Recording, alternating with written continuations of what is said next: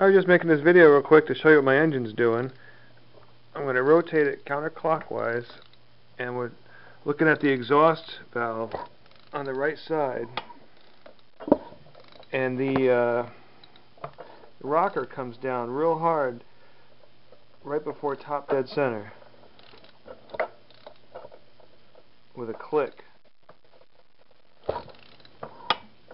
That was the click. I'll do it again. Top dead center coming up. Hear that thing? It's something to do with the decompression. Yeah, but that thing is snapping down.